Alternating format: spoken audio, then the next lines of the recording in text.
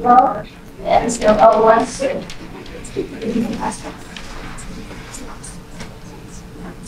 This.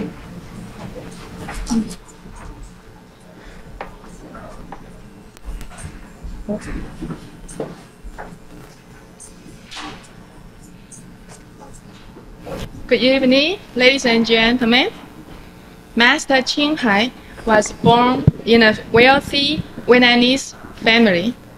When she was a little girl, she always followed her parents, who truly believed in God and Jesus Christ, to church on Sundays. During the weekdays, she spent most of her after-school hours with her grandmother, who was a true faithful Buddhist, and studied all the Buddha's sutras. Because of this special family background, Master Thanh Hải has accepted both Catholic and Buddhist teachings since her childhood. Concerning Master's biography, please refer to the free booklet at the entrance. Soon after Master acquired her own enlightenment, knowing the desires and sufferings of other living beings, she started to share her enlightenment with others and teach people in Taiwan how to obtain it. She takes care of all living beings, including animals and plants, with great love, patience, and understanding. She teaches anyone who wants to discover the inborn inner superpower, the truth, the enlightenment, without bias. What she teaches us is the method how to contact God, the universal superpower, by inner light and sound, directly. All worldly things, including rocks, plants, and living beings, are composed of non-stop moving elements and communicate with each other through vibrations, varying kinds of vibrations. Because we cannot find the right frequency, we cannot contact God, our Godfather. Just like if we cannot find the right channel, we cannot watch the desired TV program. The immediate benefit of studying Master's teachings is the understanding of Bible, Saints' teachings, and the Buddha's Sutra. I finally understood why Jesus Christ said, "Love your enemies," because there is no such thing as enemies. There are only misunderstanding and different desires. After all, the most difficult enemy is myself. Some of her students have smoked and drink for more than 10 years before follow her teachings. They quit both smoke and drink after initiation without any mental struggling.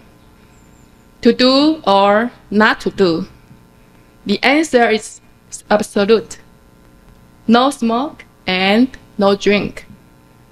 There are also many side effects, not bad ones, but all good ones, of practice enlightenment every day. I enjoy it more and more every morning and every second. I believe you will enjoy it also. You probably have many questions, so please get a piece of paper and write down any kind of questions concerning your beliefs. Master will reserve some time to answer your doubts. Ladies and gentlemen, please help me welcome Master Thanh Hải. Thank you. 谢谢，讲得蛮好。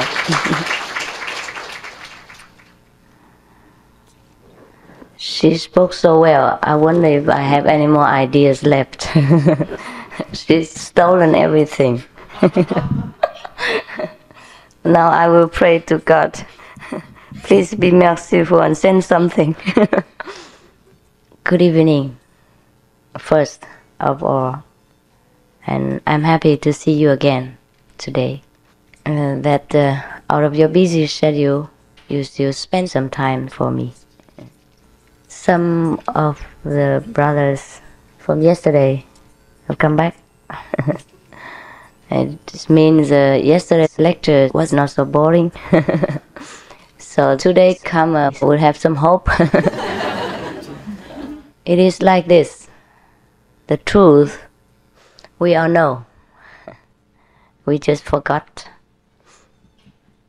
So sometimes someone has to remind us and make us remember again what is the purpose of our life and what for do we have to find the truth. What for must we practice? Why must we believe in God or Buddha, whomever we think is the highest power of the universe? When the Buddha was still alive, he often spoke to his disciples about the importance of self-discipline and practicing self-realization. Now the disciplines we all know. Other scriptures mention these things, such as non-violence, loving thy neighbor, loving thy enemies, etc. And leading a very pure and virtuous life. Now, the problem is that when we are confronted with the reality and the pressure of the society, it is difficult for us to love thy enemy or to love thy neighbor. But actually, we are not to be blamed for. It is because we are so helpless and powerless against the mass influence of society and the pressure of nowadays living. Is my English okay? The lady looks so so desperate. I wonder if my English is out of order. You are just paying attention, right? Not because my English is so lousy. It's not Oxford English. It's a kind of a mixture between English, Vietnamese, and French, and Italiano, and German, and Taiwanese. Now, why is it that we could not keep the discipline laid down by the ancient masters?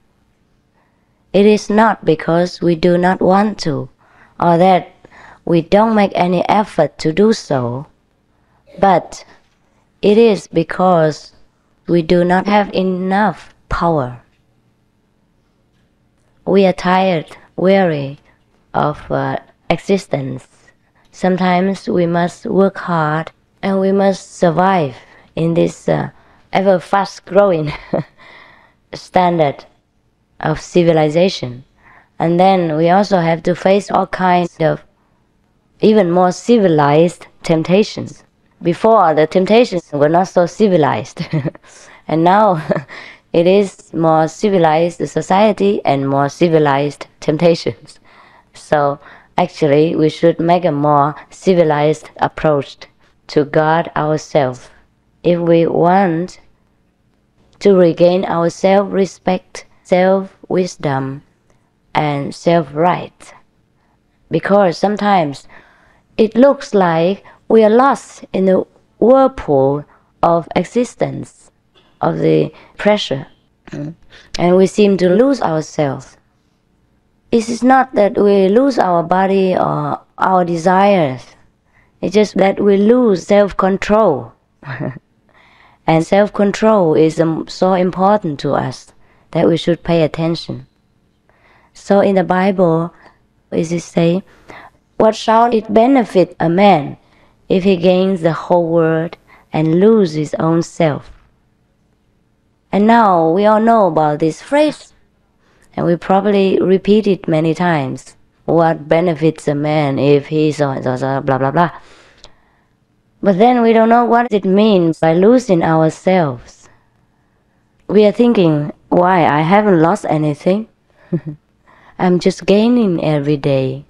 Maybe got promotion from the boss, or the business are running well, and getting more children each year. This is our promotion. But that is not the gaining. It is a kind of more lovely burden only. Some burdens are unbearable, some burdens are very lovely. So we love it. The more position we gain, the more children and the more money, the more possessions, the more burden. And we lose ourselves more in taking care of these material things. And what is losing ourselves? The more we are steeped in this material surrounding, the less we know ourselves. That is what's called losing ourselves. What should we know about ourselves? That we are the greatest beings in the universe. Everyone tells us from the Buddhist Bible, they say that human life is the most precious. And the Catholics also say the same. And then in the Mohammedan scriptures, Muslim scriptures, it is said that we are guests on earth only. So it means our home is not here. It means we are greater than just a human shell of the body. Now then, everyone told us that we are so great, but where is our greatness? What is so great about a human existence? At most, we know our greatness only through our mortal understanding. It is like what kind of position we have in our company, and that measures our greatness. Or in society, how successful we are, and with that people would measure our greatness. That is the most. From our human point of view, we can judge how great a person is. But then, if we think carefully, these things are not permanent. Even, the presidency is not forever for anyone to hold. And the presidency for a nation is the highest position, the most prestige. But then you can't hold it forever. And so many millionaires, so many world famous persons have gone out of sight, and we do not know where they have gone. We can know where they've gone if we practice the method laid down by ancient and present masters. They all have the same and one method. Whoever says that they preach the truth, really, then they must teach the same method. That is, the method that helps one to realize how great one is, and what the relation is between us and our Father God, or the so-called Buddha nature, or the Tao. The different names from different religions indicate the same power. It's the Almighty, the ever-present, everlasting, the all love and mercy. This is what we call God, or the Most High the Almighty, the Tao, the Buddha nature, or the Rulai, Tathagata. Why is that many people call him by different names? It is because of different traditions and different ways of expressing. It is also because of the language barrier, and people do not often translate the real meaning into the local language.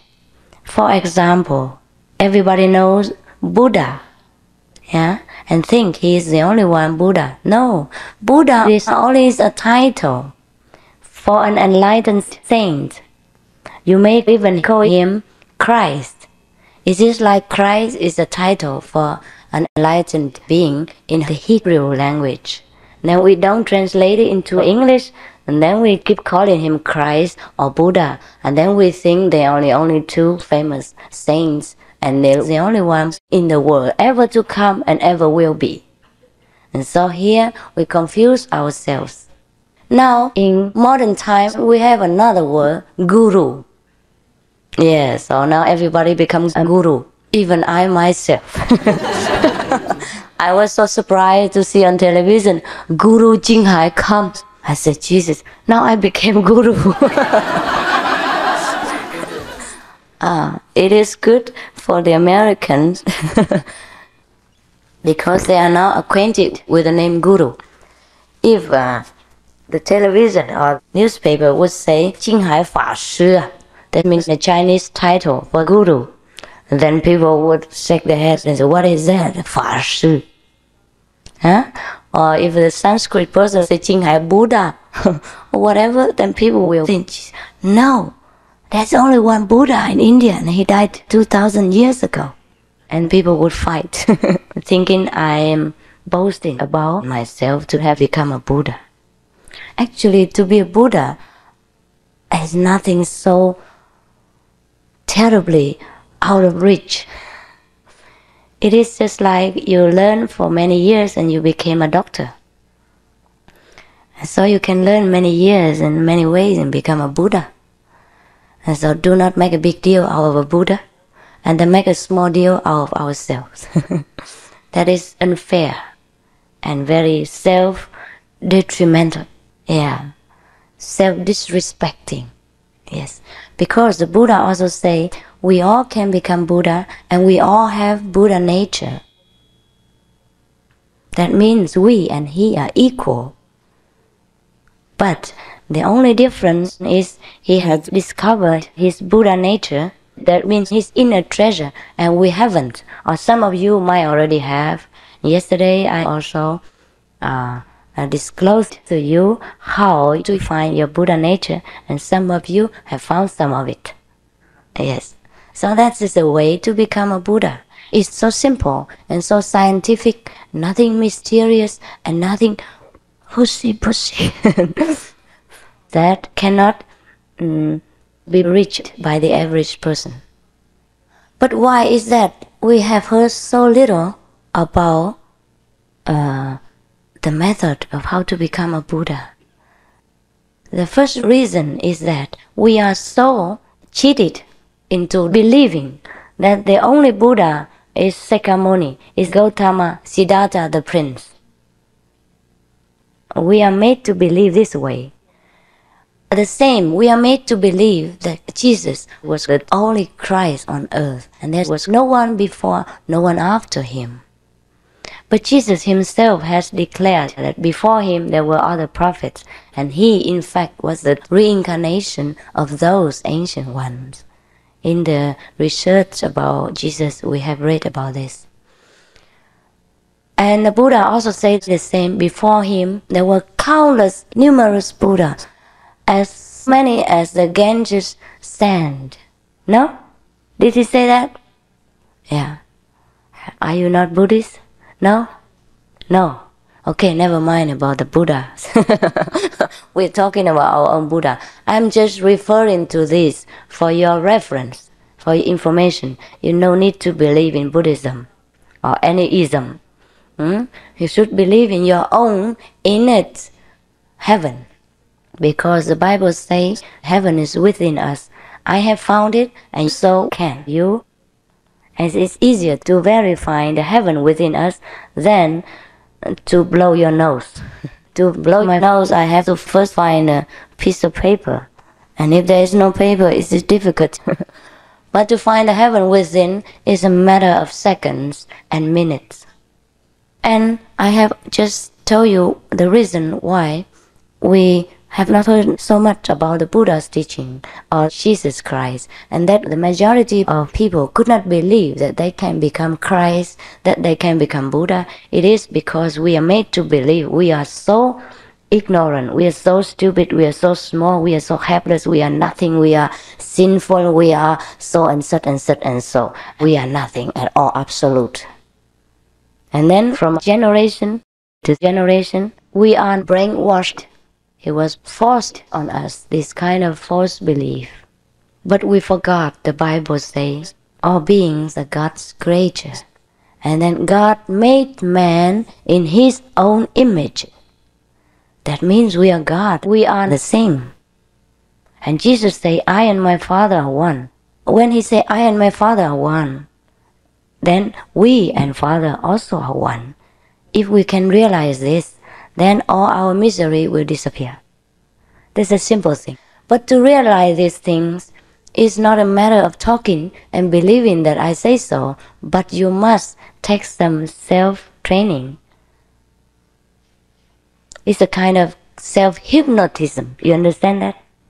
Some people can hypnotize themselves into doing something, or somebody can hypnotize someone into doing something out of his own control. But this kind of hypnotism is not a very high order. Because when you're out of the trance, you're back again to your ordinary misery and trouble and vexation and ignorance, and even worse, you lose some of your self-control under the hypnotist's influence. And I should not think that is a very advisable thing to do. But the self-hypnotism of a highest order is that you use your own judgment and your own wisdom to acquaint yourself with the higher realms of existence, and you become more and more familiar with higher kind of living, higher kind of thinking, and higher kind of power, that you become greater each day. And whatever you want to accomplish, then your own inner power will accomplish it for you. At that time, we know God. And we can say that God has accomplished everything for us through our body. Because at that time, we and God are one. It's like Jesus said to us, I and my Father are one. Then we have no more human loneliness and the human struggle, effort to achieve something by our small power and limited wisdom. Now scientists use only a limited part of their brain, and they can accomplish so much. If we use the whole of our really working brain system, of course we can accomplish more, and this is nothing difficult to believe. It is the question of how to use it, and there is a way to use it. Because for the ancient master, it was very difficult to move about due to transportation and communication problems. Therefore, in ancient times, most people were ignorant of their teachings and their liberating way. And now we have a lot of good communication and transportation advantage. Therefore, we can convey the message easier. But then I have found out that humans are mostly the same, also very skeptical and very self-doubting. They don't doubt the master, they doubt themselves. Whenever you doubt a master or his words, know that you doubt yourselves. Doubting that you could ever become a Buddha. Doubting you are so small and helpless, how can you become as great as Christ? Doubting that Christ is the only one who is commissioned by God on earth. Doubting that God is not so merciful, that each period, each era would send another son or daughter to come out to fetch you home. This is a great doubt of a human mind. Not that they doubt the teacher or the teaching or the method, they doubt themselves. Because they are so let down, so put down, so looked down upon for hundreds, billions of years of incarnation after reincarnation, and brainwashed into believing that they are nothing, that they are only sinful beings and they could never become anything. And this is not the teaching of Jesus. Jesus said, whatever I can do today, you can do also. No? Didn't he say so? Yes. Yes, he did? Yeah. What does that mean? He didn't say, I am the only one that can do all these miracles and all saving the preaching and liberating work. He said, you will do the same. You can do the same. You might even do better. I think he said something like, you might even do better. Yes? Oh, that's great. I praise him. I praise him. I love him. I worship Jesus. That is what he was teaching. And we forgot all about that. We believe in what the church and the priest tell us. We are sinful. Without Jesus, we will go to hell. If Jesus comes back again, he will cry his soul out. Because his teaching has been distorted and tortured into such sense, into such a shape. And he did cry. He does cry. He's crying.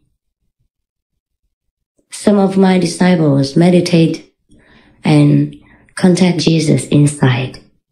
He's now not on the earth plane. He works in a higher dimension, that's all. Jesus never died. His body only disappeared on earth, but his soul body is everlasting, is always existing. He's only working in another dimension with higher intelligent people, easier to teach than ours. I'm sorry, it's, again, too straightforward is no good. But that's what he told me. Anyhow, I'm sorry, you don't need to believe that. Yeah. It's difficult to tell the truth sometimes. Yeah, you must forgive my straightforward way.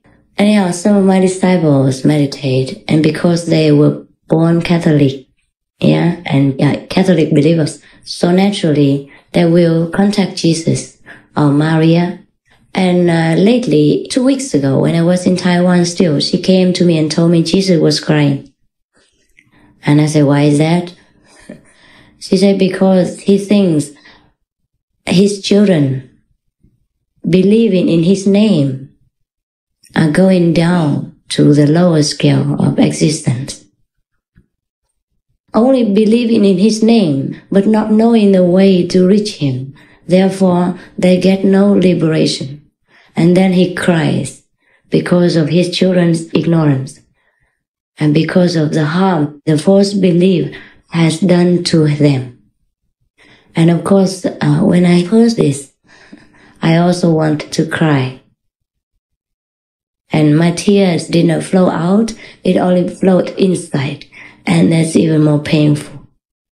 Because I don't know what else can I do to fulfill his left behind mission for him, that he would stop crying.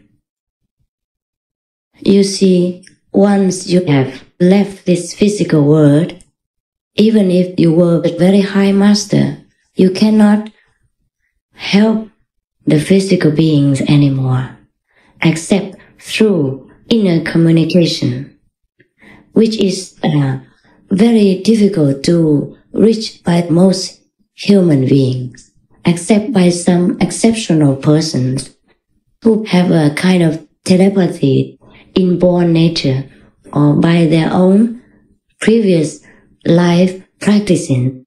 They are left with some psychic power or the inner communication ability. You understand what I mean? Or we might call this the sixth sense or the seventh sense, the higher dimension understanding. Then you may even see Jesus without practicing any trial meditation, some of them are very receptive. And when they are in the most sincere moment and pray to him, then they might contact him now and again. Or they might contact the Buddha or the saints of the past. This happens. It doesn't mean very often though. But if we practice our method, it's very sure we can see these saints and we can learn from them a great deal of things.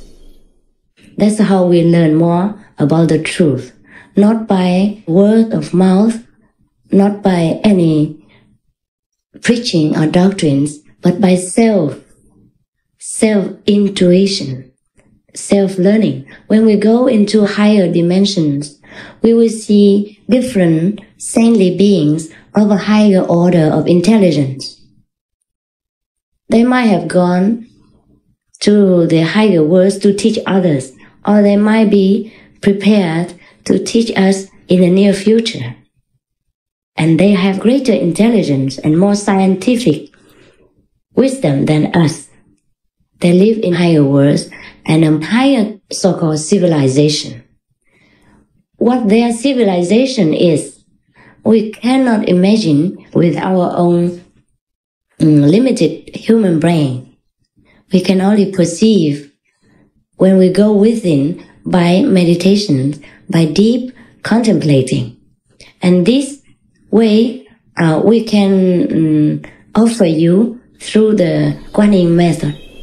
This is called the method of immediate enlightenment. Now you may have heard a lot about enlightenment methods, and I do agree that there are quite a few ways to enlightenment.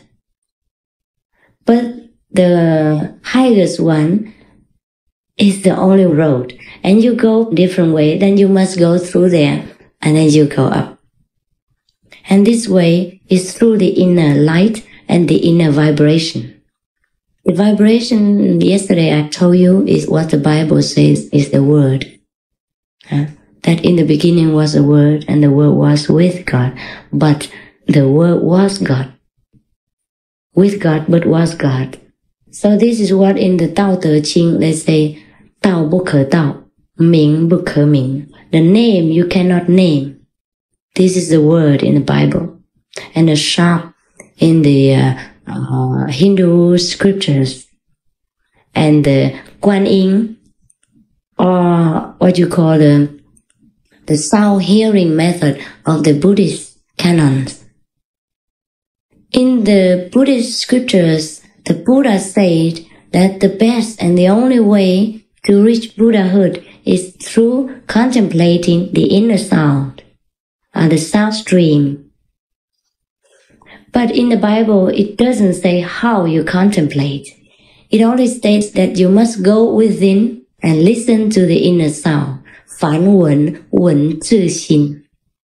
You go within and contemplate your own nature. So now we are confused as to what is meant by our own nature. Our own nature, if we refer to the Bible, is very easy to understand. When we refer both back and forth, we can understand each other very quickly. What is our own nature? That means we are born from it. Is it not so? The self-nature means we are born from that. That means our own nature. It's like the nature of this table is wood. We can say so. It's understandable for everyone. We can say it's made of wood, but its nature is wood. It's like that. Now, our self-nature is what? If the Buddha tells us to go within and listen to the self-nature or the sound stream, that means our self-nature is a kind of sound, it's kind of vibration. And now in the Bible, it also says, in the beginning was the Word, and the Word was with God, and the Word was God. Then this sound, this word, is our self-nature. Because everything was made by this word, and there's nothing made that is not made by this. So we know from the Bible that Everything was made by the vibration, by this word or sound or inner vibration. And Buddha say the same. Listen to your own self-nature by turning your hearing inward. Now, to turn your hearing inward and hear your self-nature, there must be some sounds to hear. Otherwise, he would tell you, turn your toe inward and feel your own nature, no? Or turn your hand inside and scratch your own nature. No, he said, turn your hearing. Turn your hearing inward and hear your self-nature. And the Bible also does not say you are made of anything. It says everything was made by this word. Word is something sounding, something vibrating. Because of the language barrier, sometimes we use it so differently. The old ancient word means vibration. That's it. Just like in the Tao Te Ching, Lao Tzu 说, Lao Tzu said, the name which cannot be named, but you can hear it without ears. You can see it without eyes. Is this the same thing all over again? All the Bible scriptures mention the same, this vibration, the origin of all things. So we know that the inborn nature, our self-nature or Buddha nature, is the word. It's the sound, it's the vibration. So the only remaining question is how to contact this inborn nature or God, because the word was God. Everything was made by it, and there's nothing made that's not made by it. So now, because also in the Bible it is saying, God made man in his own image. So we have some clue now. Is it not so? Everything was made by the Word, and the Word was God. And then God made man in his own image. So there's no doubt 2 and 2 is 4. God is that Word. And the Word is our origin. And we and the Word are the same. We and God are the same. We and God are the same because God made man in his own image. And then in the other side, the Word, everything came from this Word. The Word was God. So, can you understand now? You see now? Is it clear enough or not? Sleeping? Then we sleep together.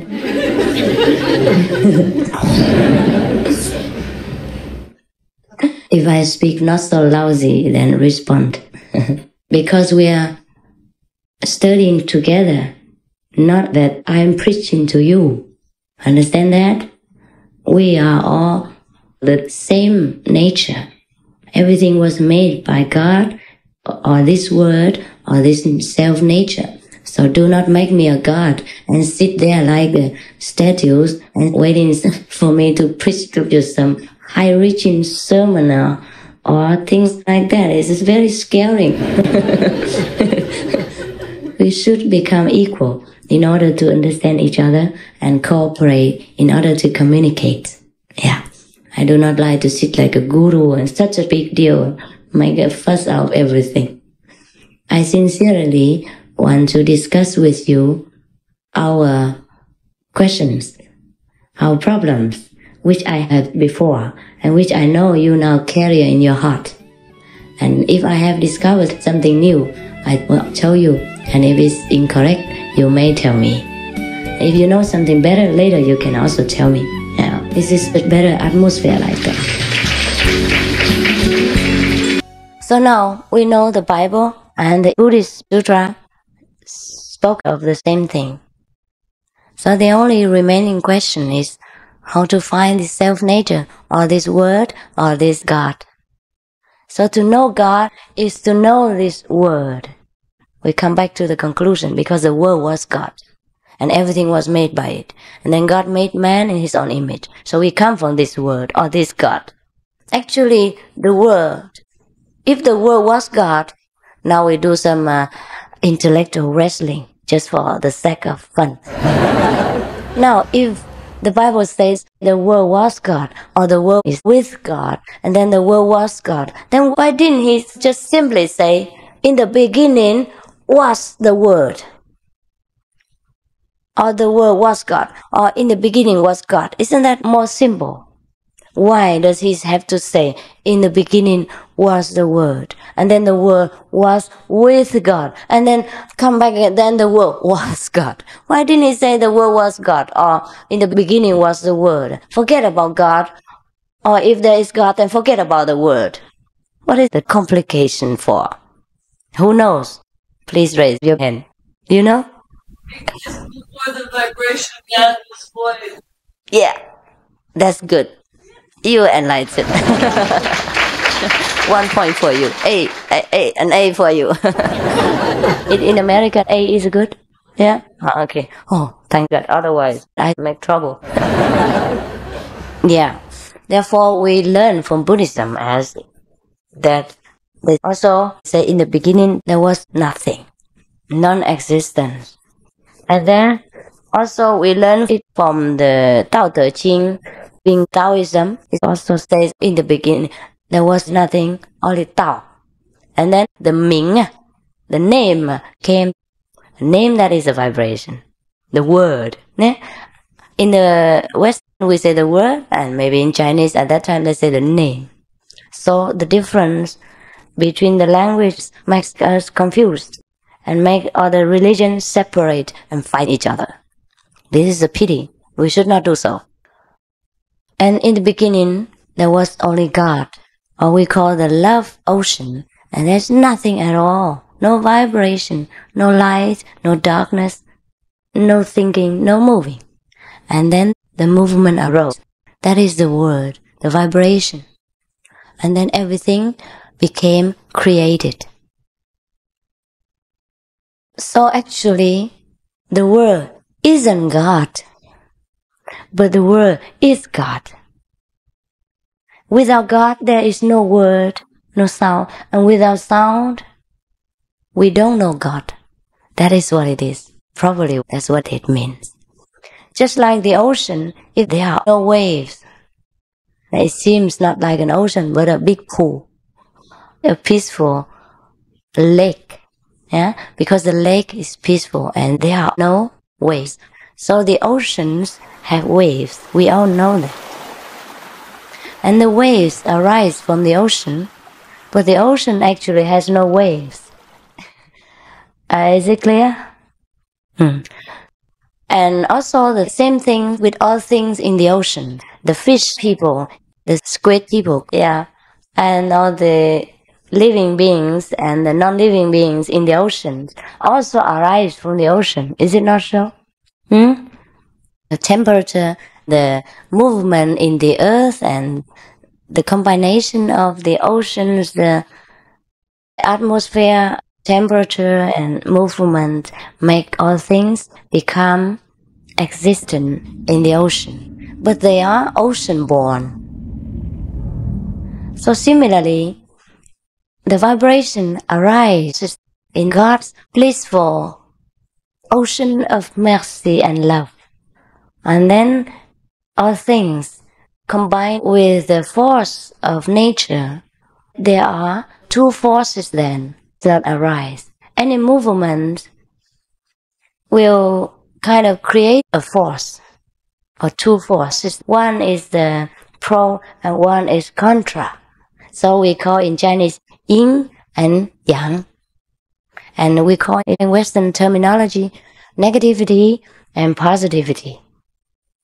And so this negativity and positivity, when they are mixed together or somehow integrated with each other, then they create the third thing. And that's how all things came into existence. I don't know if I am going too far. It's just like electricity. There are two poles. One is negative, one is positive. And when the plus and the minus are put together, then it has power. It's what we call electric power. And then it starts all movements, or light and everything else we need. Actually, electricity is neither positive nor negative. But without positive, without negative, we have no electricity. And so, the same with all things. God is neither good nor bad. He is only an ocean of indifference and love He knows no hatred.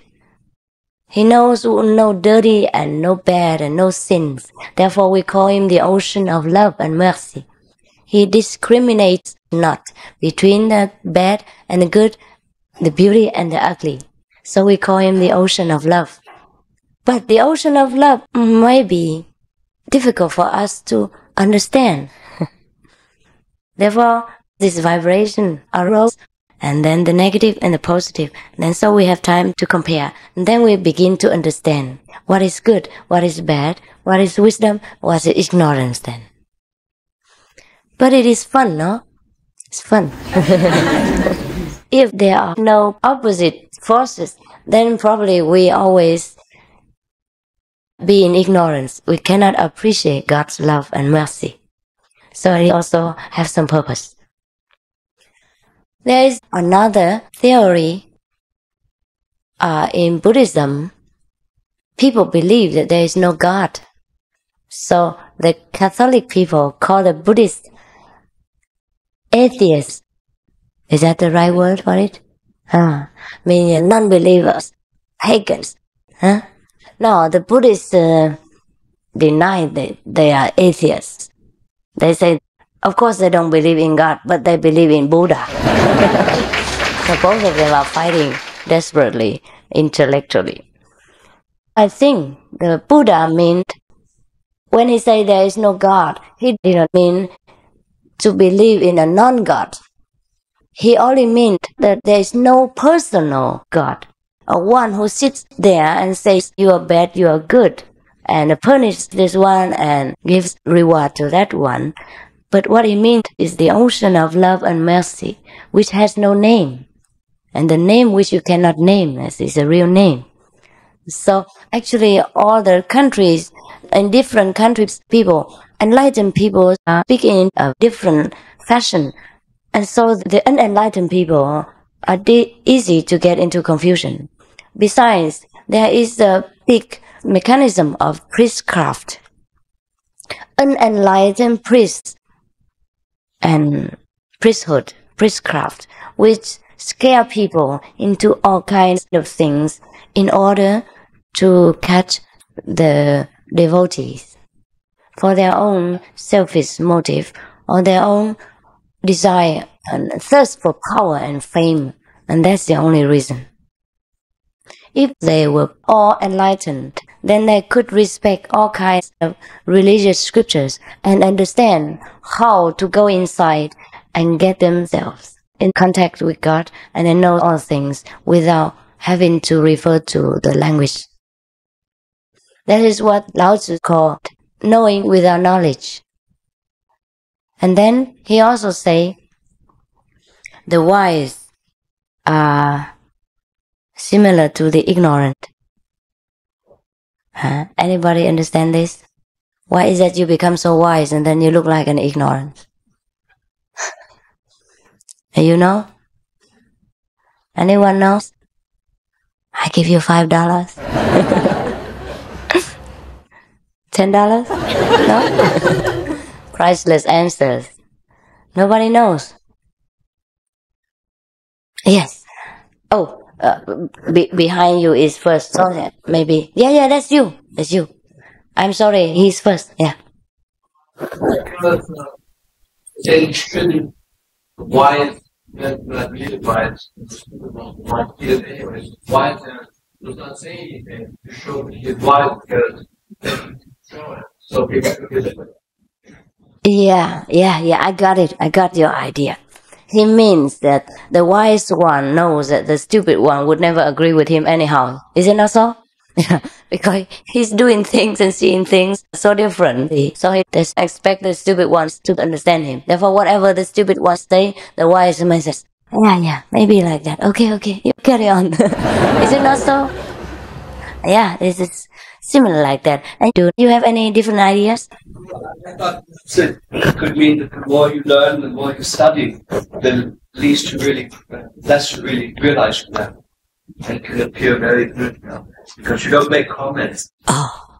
Not any depth. Yeah, that's it. That is also true. He says the more one learns, the more one realizes how ignorant one is. And so one stops chatting and then stop making comments and making discussion. Yeah, one becomes more humble, that's right. So it looks like one learns more and becomes more stupid, more ignorant, more humble. But actually, I think he means we're more humble. That is the more correct word. Yes. Actually, the more one learns, the more humble one becomes. Because one realizes that everyone has God's nature, has the Buddha's wisdom, and one can learn from each and every one of our neighbors. And one can respect and love each and every one of the human beings encountered on the street. So one becomes actually more humble. Maybe Lao Tzu means one becomes more humble. That's what it means. Yeah, I do agree with you both. So I think later you'll get $10 from me. Oh, you have to do it for free. You cannot always wait for the prize.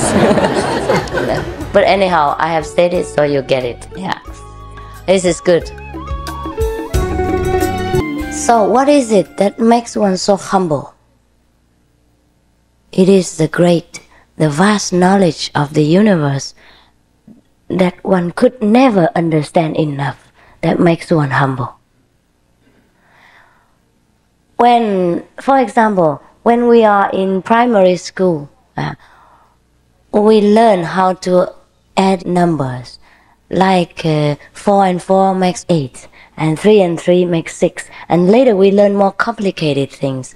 Like 1 tomato is $3, so if I buy 3 tomatoes, how much? And then later somebody else buy again for me 1 tomato less, so I have only 2. So now how much do I have to pay, and how much that person, and all this kind of complication. And if we have solved this mystery, and we feel very proud, we come home and tell our parents how great we are at school, that we can make 1 tomato less and 2 tomatoes more without any problem. And we can make numbers working and running, and we feel so proud. And that is our small accomplishments, and we feel very proud. And later when we go to high school and college, this petty pride will wash itself away, because we know this is so little we know. Is that not so? Yes, similar things. Those who practice very little, they boast a lot. They like to let people know they have superpower and demonstrate it in public, or write books about it and charge people money for it. Of course, that is the ultimate, okay? I cannot forget that. But those who practice at a very high level, they cannot use this thing anymore. They feel ashamed if they ever have to use it, if they are even forced to use it.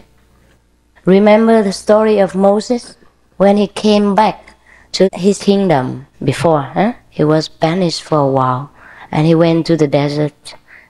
And then he did not die, and then he had seen God, and he seen the flame, and he heard the thunder. Remember? As this is the inner vibration and the inner light. So now we know if we practice this method. Before I did not know what it means. Why is God's voice like thunder? And then why is it he appears like a big flame? It sounds so terrible, so scary. But no, the fire isn't the fire, and the thunder isn't the thunder. The thunder is so soothing that we will want to listen to it again and again. It's not the thunderous and boisterous outside thunder, but it's the inner one that heals all kinds of sickness and ignorance and arrogance and all kinds of misery. But I may inform you, the thunder inside even is not the highest sound that you should listen to. It's only one of those high beginners. There are others which are more enchanting, more wisdom offering, and I think, I don't know how to explain. It's everything in it. Now I just forgotten what is that, where I was before. I'm getting old. What was it? Moses, yeah. Now, when Moses came back to the king, he was showing off his miracles. He made the stick become a snake, Oh, and then afterward he repented. He said, I'm sorry. Forgive me, God, for misusing your power. And that is the attitude he should have in the beginning anyway. And remember the story of Jesus when he went to the marriage party, and he had to make wine out of water. Wasn't he so willing and so proud and so immediately doing this? No, he wasn't. He even slightly so-called scolded his mother. Why have you disclosed this thing to people? Is it not so? Yeah, he blamed his mother for being so kind of, how you say, Advertising? Yeah, actually talk too much. Yeah, that's right. Actually, in this modern language, we may say like that, talk too much. But actually, because he respected his mother, and his mother already prepared everything. So he told the people, fill the jugs with water. He was forced into this situation, and he was so embarrassed. Yeah, that is the attitude of the wise. When they have to do these unavoidable things in unavoidable situations, they feel very ashamed, not proud. That is the way to discern between a real and a false master. The false master always advertise their small, petty, miraculous power. The real master never. If he has to do it, he does it in secret. Only the disciples know, and only when necessary, in order to help the disciples out of some awkward situation, or to heal their sickness, or to help them mentally, or to help them in their spiritual progress. And the disciples know so well how great their master is, and they know very well. They alone know. No wonder when Jesus or Buddha were alive, people were worshipping them like God, because they knew how great the masters were. Only they knew. And so the outside people looked at them, worshipping them, their masters, like God, worshipping them more than the average priests and monks or other so-called prophets. Then they became jealous, they became angry. So arose all kinds of attacks and harm to them. If only these real masters demonstrated to the people at large how great they are and how many kinds of miraculous power they possess, then you could imagine how many people will run to them. They don't have to do anything more, do not have to spend so much money, just go on TV and do some tricks. Yeah? And that would be enough. Or heal some sick people in front of thousands. And that will be the end of their mission. Everybody would come to their feet, and no need to do any more advertisement, and no need to work so very hard and run from one place to another. But they are not to do that. They cannot. They are not in a position to do so, and they are so humble to do so. They cannot even imagine doing such thing. That is the problem. But only their disciples know how great they are, and any kind of power the master does possess. There is nothing in this universe that doesn't belong to a real master, like Jesus or Buddha, or anyone that has attained their level. The whole universe is their home. Every living thing, every grass belongs to them and obeys them at will. But they do not exercise this authority on anything, because they have the quality of God. And God is free will, freedom, live and let live, love and love only. No pressure, no pushing, no controlling, no hinting, no tricking, no using any power to convert people, but using wisdom, logic only, in order to appeal to their own wisdom, so that they themselves awaken.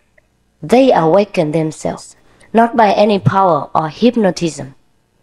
The master can hypnotize, can do all kinds of power, all kinds of miracles, but they don't, because they came from God, and God is all free. God is not interfering with people's business. God doesn't mess around, mess in others' affairs. He lets you alone to decide which path you follow, which way of life you choose, and which realm you want to enter. If you want to go to heaven, it's open. If you want to go to hell, it's also free of charge. But the road to heaven is difficult to follow, because narrow is the way that leads to life. Broad is the way that leads to destruction, and so many will walk therein. Why is it the road to God is so narrow? Some even say it's like a razor edge, no? So sharp and so difficult to walk on. It is because the road and the way to it is contradictory to our way of thinking and to the worldly desires and temptations.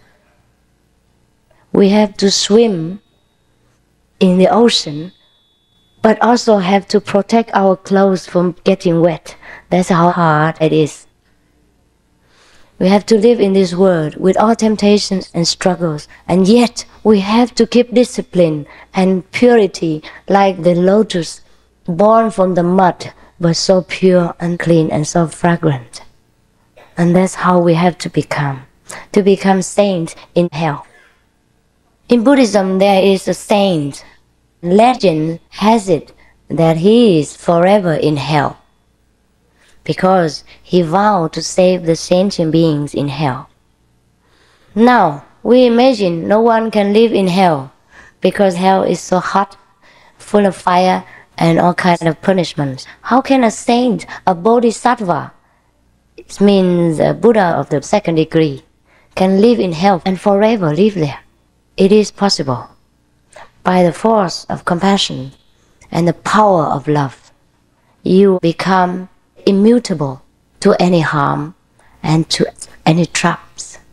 An ordinary person, if we go to hell, we immediately get burned, and we cannot bear the heat of it. But a saint, or anyone who practices the saintly path, can go there and visit and have no harm. It is because of the protection power from the Master. It means God's protection.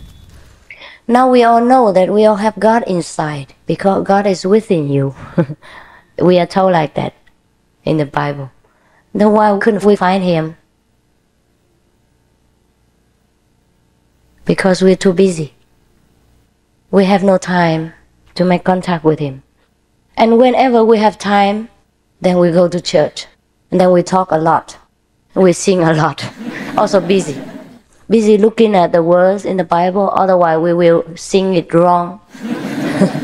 Or do some rituals wrong, making the priest angry. So we are always busy with the outside performance and have no room to have an intimate talk with God. Therefore we cannot find Him. That is the only secret. Ai có biết lòng ai, kẻ ấp chẳng nên lời.